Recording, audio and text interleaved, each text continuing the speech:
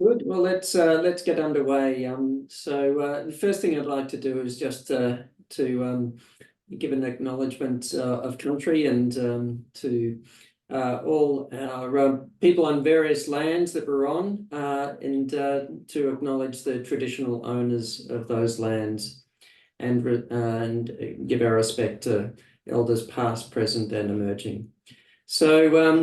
And now to the topic of today, Dr. Elise Bialylew, lovely to be having a conversation with you again. It's great to be here, Craig. We've had a long kind of friendship and interaction over the years, and you've also been a great mentor to me. So thank you.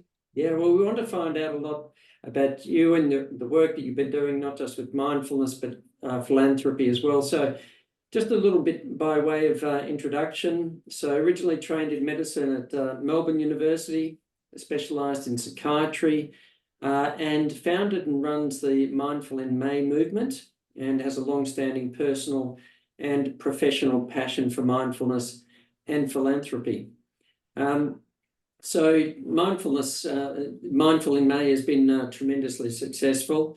It's the world's largest online mindfulness fundraising campaign, and you've not only connected many thousands of people with mindfulness from around the world, but has catalysed the community to raise over $1 million to bring clean, safe drinking water to over 40,000 people across Africa. So in this webinar, we're going to be speaking about your work and how mindfulness can foster personal well-being, as well as greater generosity and kindness to others. That's a fair bit to cover in our time together, but I'm sure we're going to give it a bit of a shake. Right. But I mean, yes, we have had connections. In fact, even before we knew each other, I used to work with your mother, Mookie, who used to at the Caulfield campus health service, and where she was counselling and I was working as a GP. But what was it that led you to go into medicine and then psychiatry? Was it the influence of your mother, or was something totally different? How did you wind up in this space? Yeah, it's a great question. I think bringing my mum into it is appropriate because I believe where we end up has a large factor of like the context we were brought up in. And so, I've got this big bookshelf behind me, and I remember growing up with this bookshelf of my mum with all of the great teachers, John Kabat-Zinn, Sharon Salzberg. All those books were there, Jack Cornfield. She used to take me to conferences, Ian Gawler, and I remember sitting at the age of, 11 with the Tibetan monks doing some kind of death meditation practice and feeling quite amazed by it all, surprisingly. So I definitely was primed. I was really fortunate to have that exposure. But I think just inherently I had a primal impulse, as Maslow referred to it, someone that was very curious to understand, what does it mean to be here on this planet as a human being, and how can I make the most of this life? And so those were the influences that pushed me into psychiatry, because I was just insatiably curious about understanding the brain and the mind. And I suppose my dad was also a doctor, so I went to his clinic. So there was a lot of wonderful kind of exposure to the helping professions as well. I suppose it would be hard to imagine that you would have done anything else with your life after all of that in your upbringing. Yeah, it was pretty strong. And I think I always had a very strong humanitarian kind of sense of looking around at the world, traveled quite early and got exposed to developing countries. And that really had an impact as well, just as a child thinking, this isn't fair. How are these people living like this and we're living like that? So from a very young age, I think I had that sort of social justice bent in me as well. So all of these sort of threads were interweaving themselves right from early in life. So mindfulness wasn't like done psychiatry and realized that certain approaches weren't working as well as you like, I'll take a different direction, etc. It really was it right from the start a path you were going to walk? Oh, look, I think I read a lot about mindfulness and Buddhist philosophy, but I hadn't actually put my, as they say, tush on the cush until a lot later. In fact, I think they say you teach what you need to learn. And I think within my personality was this kind of drivenness and this difficulty being still and being in silence and all of the things that mindfulness bring you. So there was probably a bit of an antidote in what mindfulness had that was really helpful for me. And certainly working in psychiatry, although the field is life-saving and everything I learnt there was so important and valuable, what I wasn't finding there was how do we learn how to use our minds in the most effective way? And is there some kind of immunization that we can have that can protect us from the inevitable stresses that come at us over a lifetime? And in psychiatry, unfortunately, the way the system was, it was a lot about medication and not a lot about let's explore the mind and what can we know about the mind and how can we use the mind and train the mind towards optimal mental well-being. And that's really where mindfulness came in for me. And it just happened that while I was doing psychiatry, it was also where there was a real emergence of this whole field of contemplative neuroscience and where the Buddhist practices and the science were coming together. And I was attending lots of conferences and the science was really blowing my mind. And that really, I guess, the priming of mindfulness and then seeing the science and being in psychiatry, feeling that there was a missing piece was what came together to kind of catapult me forward along that path. Was your philosophical approach perhaps at variance with some of the ways in which psychiatry often looks at things? So for example, when somebody comes along with depression, which is very common, especially in the Western sort of developed world, and somebody might be told, oh, it's just a chemical imbalance in the brain. And there are chemical imbalances in the brain, so we're not going to suggest that there are not. But when it's just put down to that, does the kind of approach that you take and the interest in the mind, the contemplative side, say, well, understand that sort of perspective on depression in a different way? Absolutely. I think what I've come to learn about myself, and I don't know why this is, was that I am inherently, I think, a systems thinker. Like I've always seen the world in its interconnections and mindfulness and its context, Buddhism, the whole philosophy really helps us to see more clearly the deep connections that we have both with each other and with the world at large. And so in psychiatry, I was affronted and it didn't sit with me very well that we were looking at individuals with a diagnosis. And it was it wasn't hugely systemic thinking, and it was sort of very, here's the chemical imbalance. And I could see it's so complex, psychiatry and mental health. We're not really just individuals. We are, and that was from the beginning of our conversation. I was part of a family, you're part of a family. We're all part of a context. And so I think, yes, I think there were things that I was seeing in psychiatry, and again, not to disrespect psychiatry because it's life-saving and it's so valuable, but I think the mindfulness piece together with that is a really helpful, it really allows for helpful perspective. Yeah. So I suppose when sometimes if it's just the chemical imbalance in the brain, then just the chemicals, that's the solution. Whereas perhaps when considering this sort of more systemic thinking, I suppose, more the drivers behind it, then I guess it gives you and it gives the patient many more strings to add to the bow in terms of things that can be done to help. Would that be? Absolutely. And, an example comes to mind where I was running mindfulness workshops. I was co-facilitating mindfulness training in a private psychiatry clinic. And we were working with people that were really unwell. I mean, some people were on 3 types of antidepressants because none of them were working. And, there was people with addiction. And so really unwell people.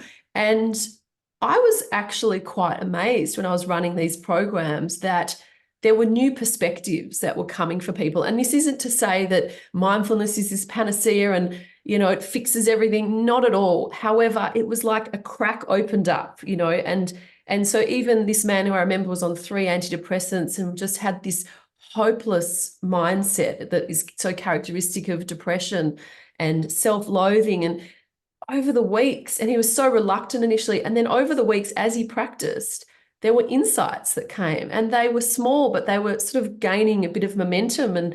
And by the end, he was, in tears with some insights that he had. And of course, it wasn't that this had cured his depression, but I guess there was hope, and there was something new, and there was a new possibility there. And there was also, I think, a sense of empowerment for him, that actually there is a resource inside that is separate from the doctor giving you tablets, that is available. A bit more help coming from within, as it were. Yeah. Now, I believe that you had a bit of a fear of prolonged silence yourself. And so how did you overcome it? Did you confront it? Did it just sort of creep up on you? I really like sharing this story because silent meditation retreats for me have been an absolute game changer. And it's like, for anyone that's interested in mindfulness that hasn't been on one, I wish for them to have that experience. And for me, I was absolutely terrified to go on a silent meditation retreat. I'm not sure why. I thought, oh my God, am I going to uncover some terrible thing that I don't know? Or I don't know. I was just scared. And I also thought I could think of nothing worse than sitting with my own thoughts and for 7 days, how on earth? And then we went I was fortunate enough to go on a training retreat. I believe you were there actually, with when John Kabat-Zinn came to Australia. And it was, I think, a 2 or 3 day retreat. And there was no mention that we were going to be put into silence until the first day. At the end of the first day, he kind of surprised everyone and said, right, for the next, it was a short period of time. I think it was maybe not even 24 hours. He said, we're going to go into noble silence, it's called in the formal terms. And I think about 30% of the retreat left from memory. I think people were really confronted by it, as was I. But I thought, I think I can do this. I'm here. I'm not going to leave. So I stayed, and it turned out that 24 hours of silence was just the most profound experience and offered so much learning for me, and also gave me the training wheels to have the courage to then go and do the 7-day retreats, which I've done many, and which have been just an absolute, a very deep process of learning that I feel has created very solid foundations in the practice. Would you, and personal question perhaps, would you describe yourself more as an introverted kind of person or an extroverted kind of person, such that silence any guess? I wouldn't want to guess, because you can't always tell. But your public profile and everything would say one thing, but that's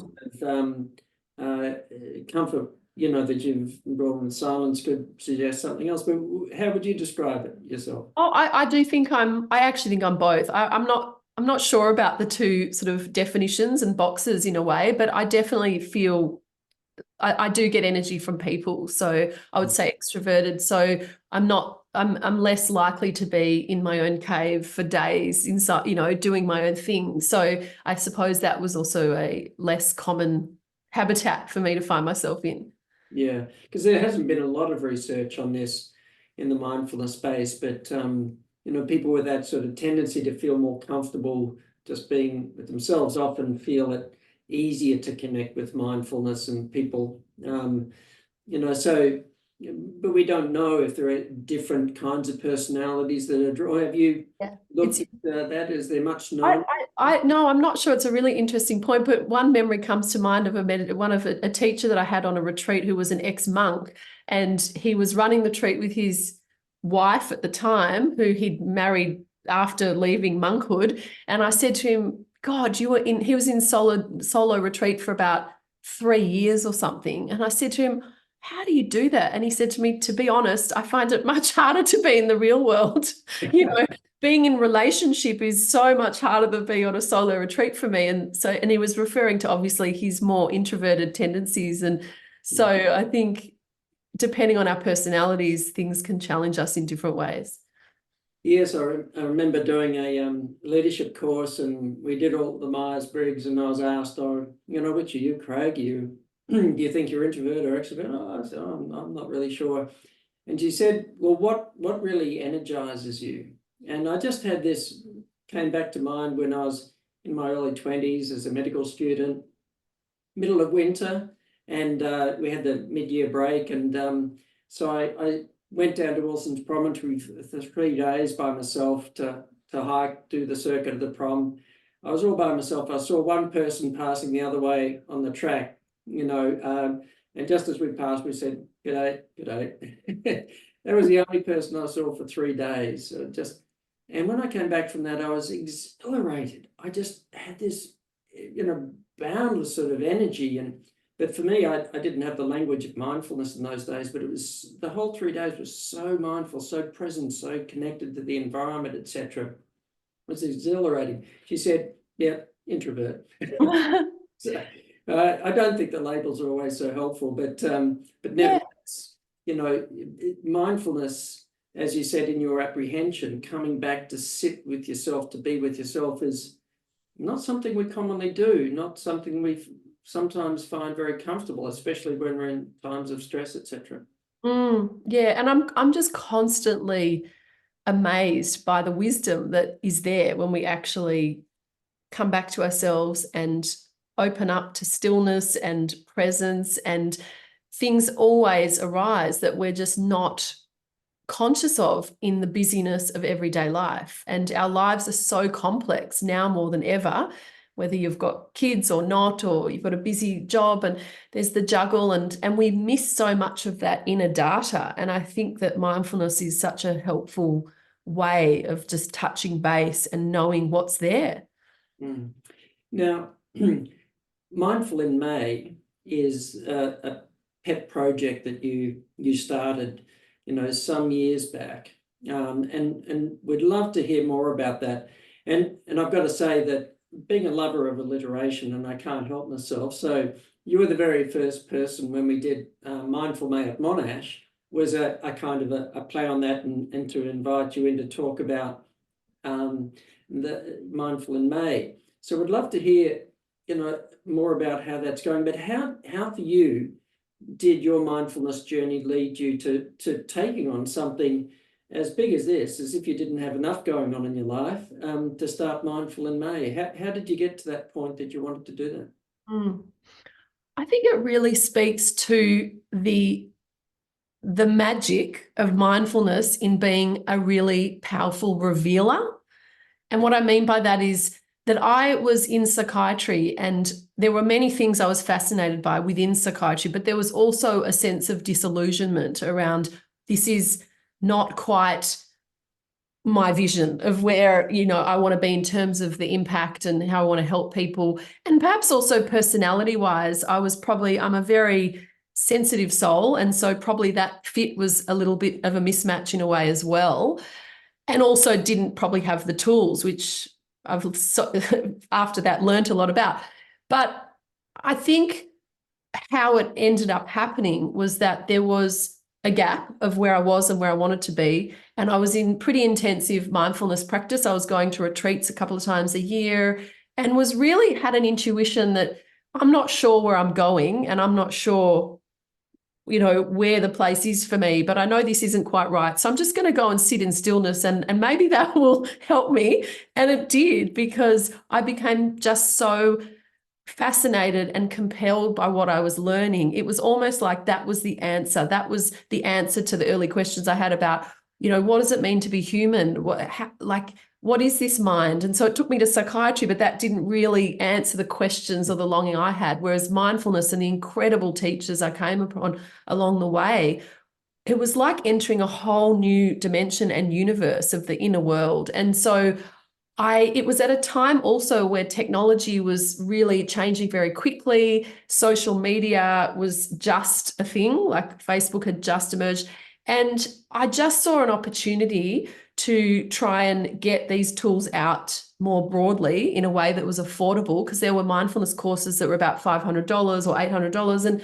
And I was working with people that couldn't afford that in the public mental health system. So the idea was making it accessible to the masses, and also connecting it to a cause, because I think that's a really important aspect of mindfulness. It's not just about training yourself to be better and be more focused. It's actually how do we support humans to develop in their greatest potential in the way that's pro-social and that can contribute to the world at large. And so that was really the spirit of Mindful in May, bringing the mindfulness together with the social activism.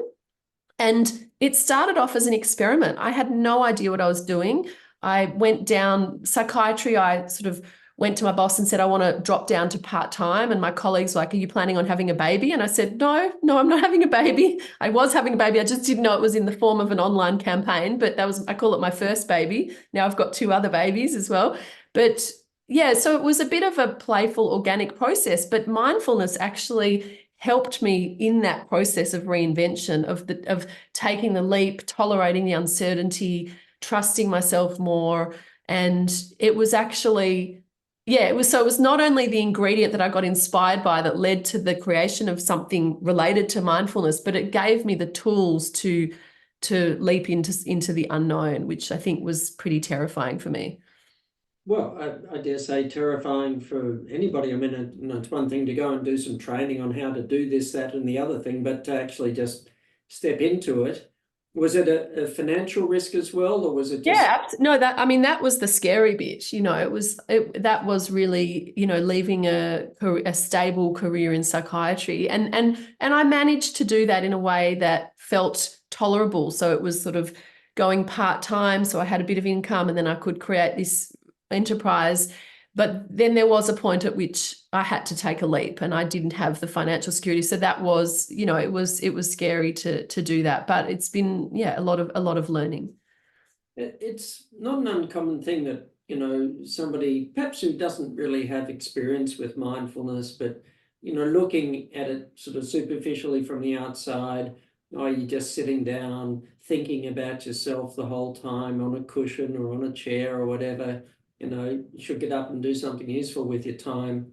And the reality of it is, it's the opposite of that, like sitting down practicing not thinking about ourselves, because that's often what the mind is kind of doing most of the time when it's churning, etc. So how is it that mindfulness really helps to facilitate? You mentioned before pro-social, that sort of sense of pro-sociality, and how does it sort of foster that connectedness with others, which is so important, being part of a community, not just locally, but globally as well? It's a big question. Just taking a moment to think which way to go with that. Any way you like. Yeah, I think that, yeah, as you say, we spend so much of our time, and the brain is wired like that, to be in this way, thinking about me all the time. That's sort of the default setting. And so if we can sort of open up a little bit and loosen around that me narrative, then we can start to include other and see from another's perspective. And I think within the mindfulness, I mean, we talk about mindfulness as one thing, and that often is referring to the practice of training your attention in greater stability so that you can see more clearly and ultimately, look at what the causes of suffering are in our lives. But then there's the whole realm of other practices within the meditation tradition, which are more around the heart, which I really love, these practices around compassion and loving kindness and empathic joy. And these are the practices that I think are really powerful in developing new neural pathways towards greater generosity, greater compassion, patience. And so they're all pro-social, and they're the things that can support us in meeting other people with more kindness and presence. So, I mean, that's just touching on one of the things. I think, there was work by Tanya Singer, who's been part of Mindful in May, and she's a phenomenal researcher in the field of empathy and compassion.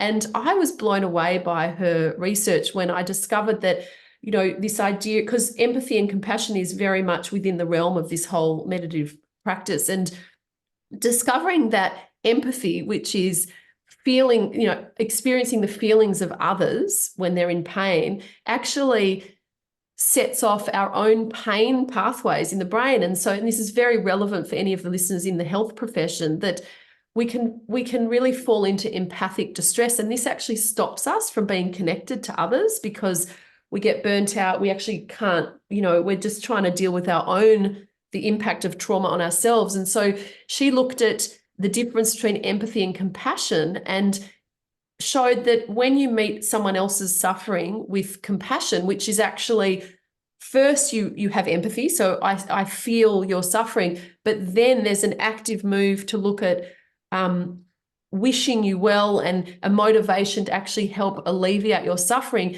This activates a whole different circuitry in the brain, which is related to oxytocin and all of the good things and the affiliative centers. And so if this is an example of how these practices can actually help us meet others with more presence and generosity, because, for example, if we teach health workers how to practice compassion meditation, then we can alleviate a lot of empathic distress in the workplace, a lot of burnout, and that helps, meet other people in our full capacity. So that's kind of in a professional setting. But then in personal life, I mean, I can speak from personal experience of being a mother of 2 young kids, and I have a joke that they're my most profound meditation retreat. They're the most challenging retreat I've ever been on every day. Maybe not every day, but it's just a constant opportunity to practice and to practice managing our own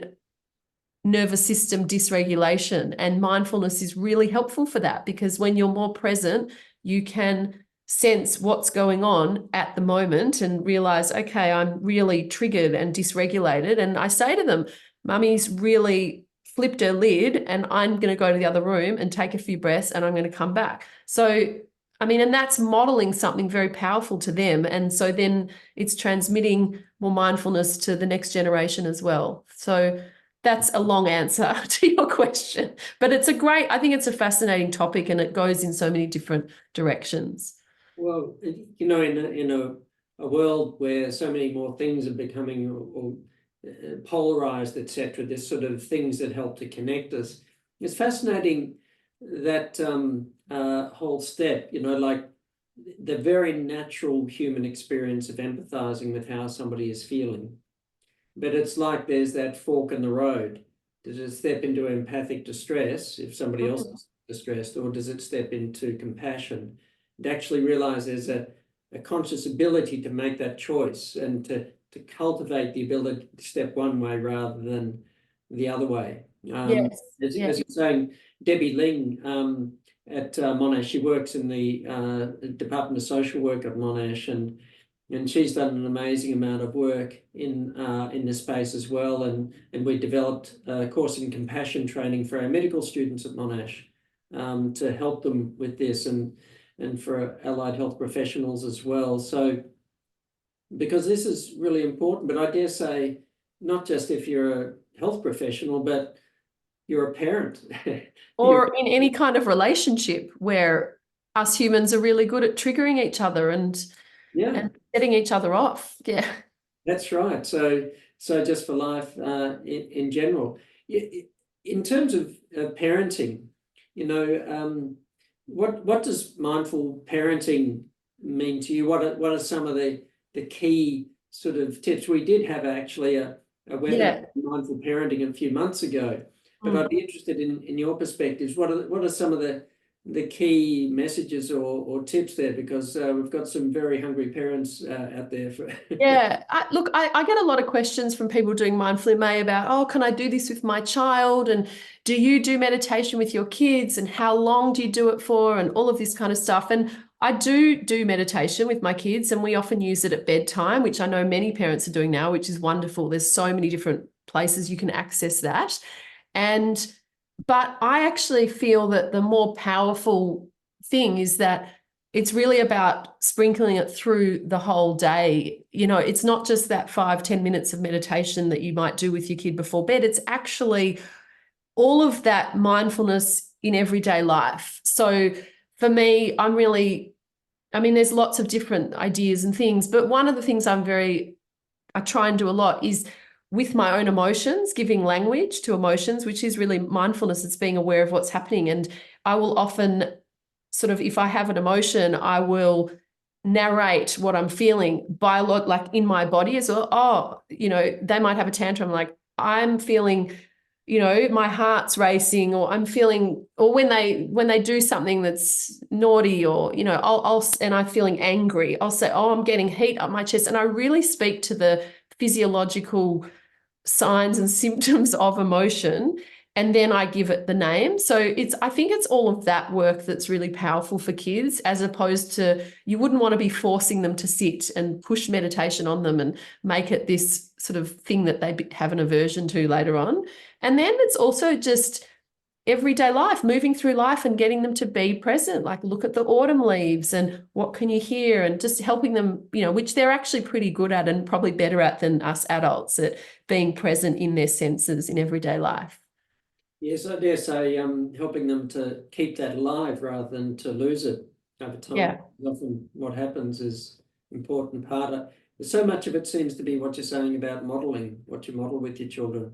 Yeah, I think that is true for not just parents, but leaders in any context, that it is so much about your own embodied practice that then ripples out to people around you. And I've had a lot of people who've done Mindful in May each year come to me and say, my husband's telling me I have to do Mindful in May again because I've changed in the best way possible, and I'm so much more patient and less reactive. And so I think that speaks for itself. You know, you don't have to go around rabbiting on about mindfulness. It's just if you're practicing it, people around you notice that there's a stability and a non-reactivity when, you know, in the best. I'm definitely not suggesting that that's me. Like, you know, can ask my kids or my partner, I flip my lid. Mindfulness doesn't eliminate that from life, but it certainly helps me to recover more quickly when that happens. Especially when you're mindful while you're doing it, you're conscious that you're flipping your lid. And yeah, exactly. It starts to open up that little window of opportunities, yeah. making more informed choices. But one of the principles of Mindful in May is about starting small, forming habits, the importance of that. How did the 10-minute sort of thing begin? You know, what sort of was the catalyst for that idea? Well, I was involved in the mindfulness-based stress reduction, the MBSR, which probably many of the listeners are aware of, if not have done or teaching. And that was sort of, I guess, John Kabat-Zinn had done a lot of research initially about that. It was a commitment of 30 to 40 minutes a day of meditation. And as I did that program, it was wonderful when I did it and did the training, but it occurred to me that this is not viable for a lot of people, you know, busy parent. It's just, that is a big ask. And to launch into that from zero is a bit intimidating. So I'd done a lot of learning about habits, and I'd had conversations with experts like BJ Fogg, who wrote that great book, Tiny Habits. And I was really understanding the architecture of forming habits, and that actually starting small can be very helpful. So I thought, well, what's the sort of lowest dose that you really can't make an excuse out of? Like, really no one can say they don't have 10 minutes to do it. So it was just 10 minutes was that sort of smallest dose idea. And to commit every day over the month. So it was about really making it accessible and then building on to that, rather than starting so much that many people might fall off and then conclude that they're failed and then give up on it. It's amazing how we can give ourselves reasons why we can't do something that we need to do in all sorts of ways, like and can't find 10 minutes in the day or whatever. That we're really, when we look at it, those kinds of self-sabotaging things don't stand up to scrutiny. But often if we're kind of automatic pilot, they just flip into the mind, we just go with it, kind of thing, that, you know, oh, can't find time, or just do this first, or I'm too tired.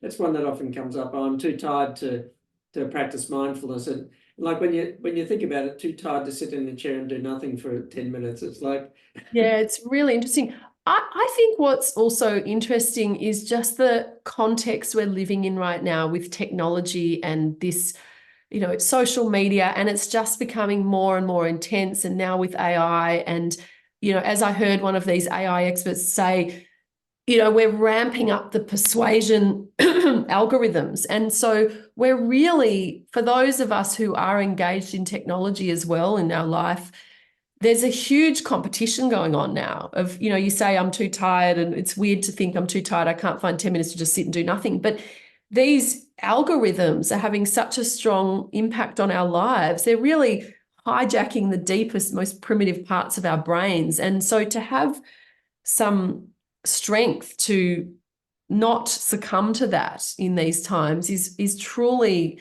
an accomplishment. And that's why I think that mindfulness now is more relevant than ever, because I think it's almost mandatory that we need to have some kind of practice of awareness practice so that we can catch ourselves when we are getting sucked down the vortex of these powerful algorithms that take us into, content that's just not worthwhile, and it's literally just wasting our lives away. Yeah, you did some research with Neil Bailey looking at this as well. What did you find in the research that you did? Neil Bailey, of course, Monash and works at ANU as well. And yeah, so we did some research looking at the Mindful MA program, and specifically looking at, was 10 minutes of meditation over 1 month enough to have any kind of measurable benefits? And the research we did suggested that it was, and we certainly didn't have the budget to do brain scans and blood tests. And to be honest, I'm not sure whether that would have actually shown anything. I'm not sure if those changes would have petered down to the biology, but we used the flourishing scale, which is a well-known psychological tool. And we found that, by the end of a month, if people committed to 10 minutes a day, there were measurable benefits around perception of stress. So you're much better at perceiving your own stress, and therefore obviously that helps you to respond to stress more effectively, more present. Obviously they scored higher on the flourishing scale. There was a reduction in negative affect and an increase in positive affect, which is positive emotions. And there was also a dose response. So in the program there is options to do more meditation, but we ask for a commitment of 10 minutes and we give those resources. So there was a dose response. So people that did more meditation had a larger effect, which is not surprising. yes, that's it's one of the things, isn't it? You can do a course or but not really practice or apply it, and so you shouldn't expect an effect. But if you're really interesting to see that sort of dose response, the more people did, the more benefits. I suppose the more exercise you do, the fitter you make. Yeah, it makes sense. Yeah. So in terms of just coming to the back to Mindful in May, and you chose to support the provision of clean drinking water in Africa. Can you say a little bit more about all of the thousands of things you could have chosen, why you focused on that in particular?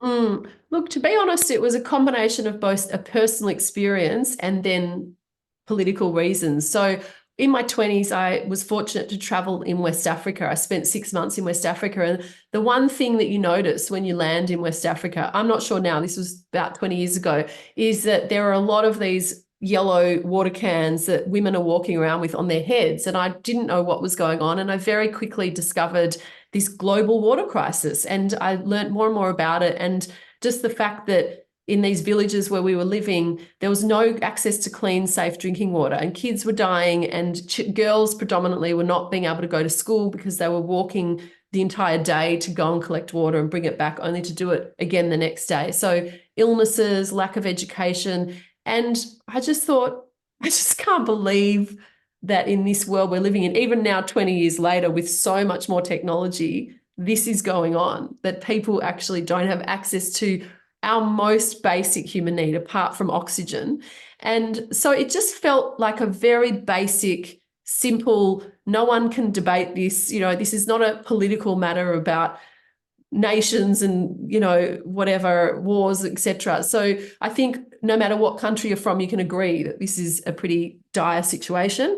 And so that was really where it came from. And then the organization that we partner with, Charity Water, was really innovative at the time. Now a lot of organizations have copied them, thankfully, in that they set up their structure that 100% of the donation actually makes it to the project. So they get benefactors to cover the admin. So it was just this combination of a number of things that led to that. And the other thing that's great is they give us sort of a report with the GPS location and images of the exact projects. And I feel that the fundraisers, people that donate money, feel a real sense of satisfaction to actually see exactly where their funds have gone.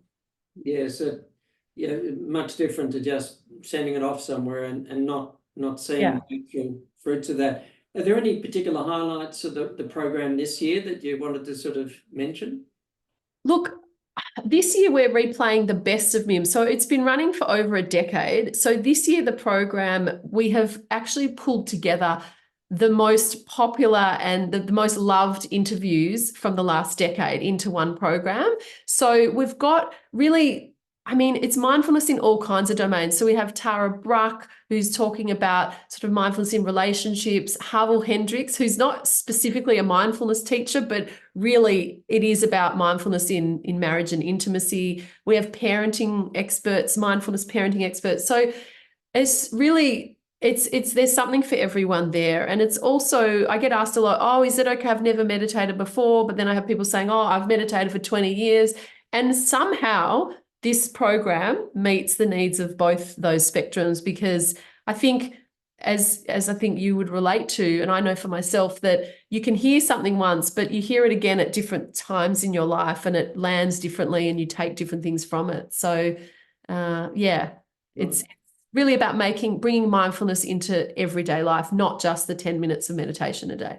Fantastic. Well, before we finish, we're going to hear a little bit more about how people can connect with Mindful in May. But I just wanted to see if there are any questions. I noticed a few things have popped up in the Q&A, and I'll just invite Jess to come on board and see if there are any questions that perhaps I'd like to throw in, Jess. Sure. Hi everyone. I don't know where to start. We had quite a few, so I will throw at you, Elise. We had Frank and another participant interested in knowing about your experiences with other meditation techniques. Specifically, have you tried transcendental meditation? Yep. Experience the transcending mind. How does this differ to mindfulness? Yeah, great. So I'm definitely not an expert in transcendental meditation, but I have done it and I understand the practice. And I would say what I've found is that you can access meditation from many different doors, and it's almost a little bit random as to which door you find. And it often happens to be a person you meet, or for me, as we talked about in the interview, it was, you know, my mum was into Buddhist meditation and mindfulness. So that was a door that had opened to me.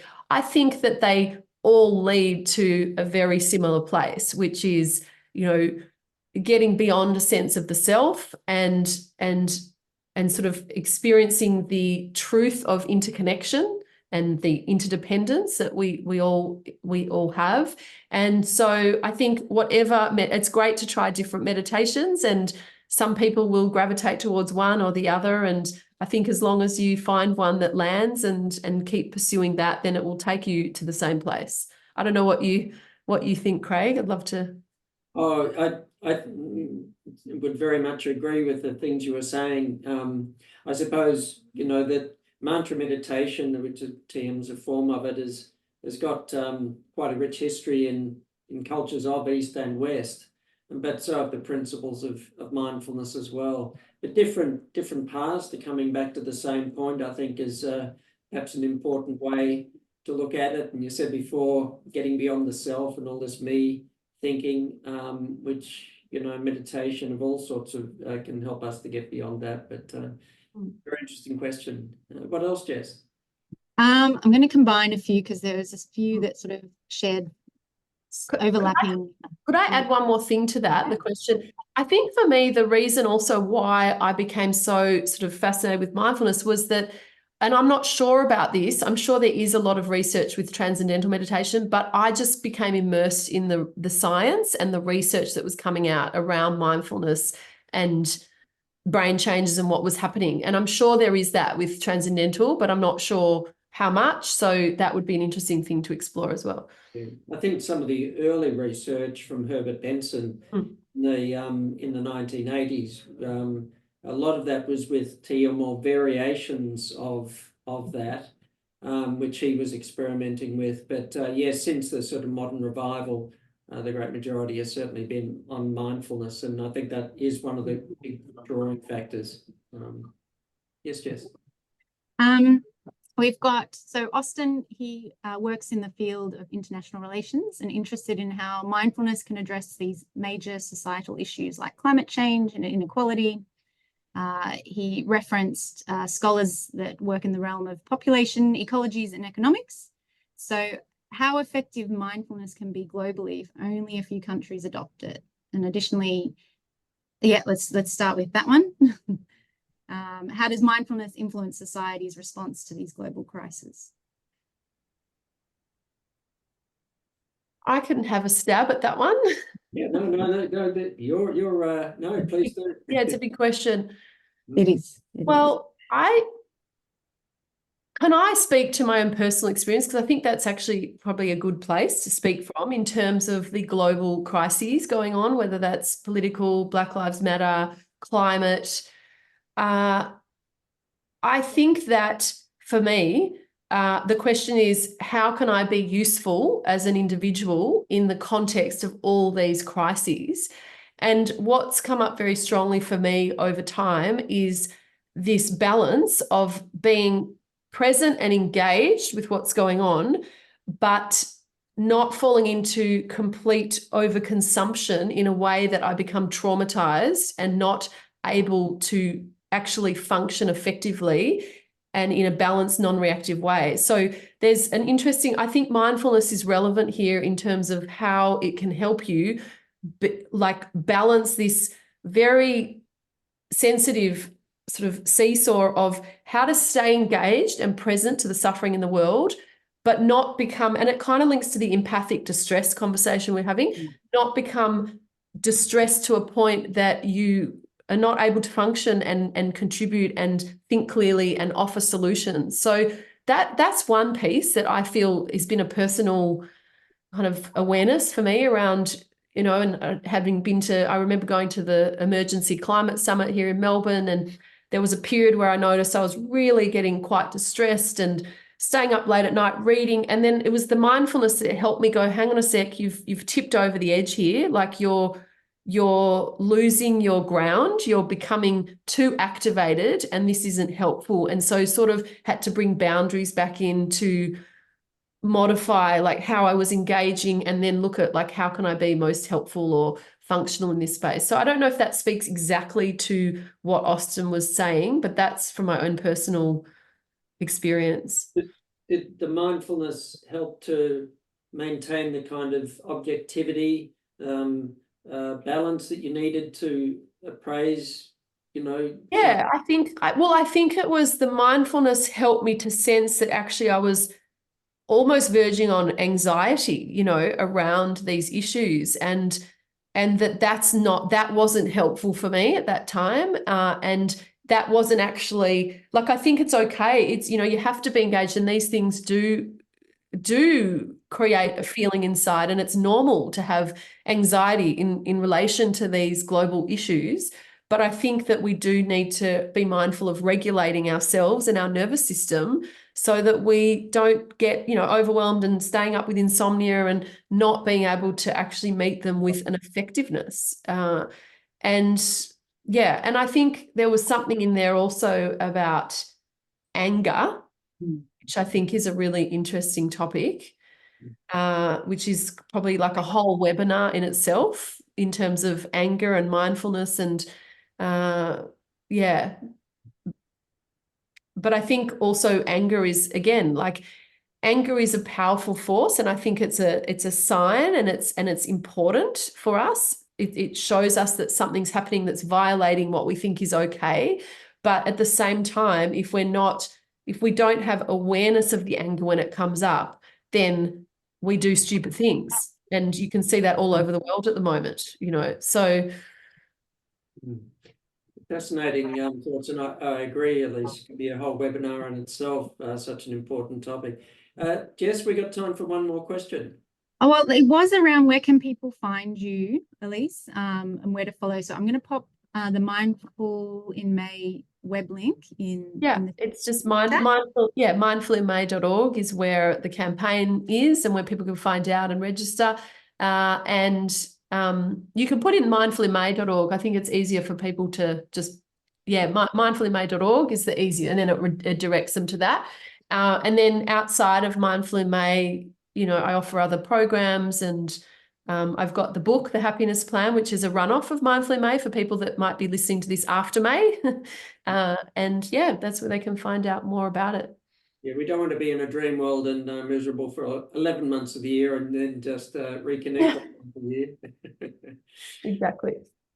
Well, thank you so much, Lisa. It's been a real delight to have a conversation again and just see how your work and your enthusiasm, your passion has sort of grown, and the way that you've really nurtured this, you know, going through all self-doubt and everything else, but how you've nurtured this. So it's really growing into, to use the metaphor, like quite a mighty sort of tree, and is giving so many other people shelter. So thank you, Elise. It's been a real delight. Thank you so much. And thanks for all your support over the years. You were there right from the beginning. Wonderful. And thank you, Jess, for your support and putting these webinars together. And we'll look forward to everybody's company later on in Mindful May at Monash, which is an alliteration arising from Mindful in May originally. So there'll be some other webinars later on and workshops and so on. So please have a look at those. And next month, in June, we'll be hearing from Sarah Lazar, one of the world's great contemplative neuroscientists, about how mindfulness in the brain and how all of this works. So thank you. We'll see you soon. Thanks, everyone.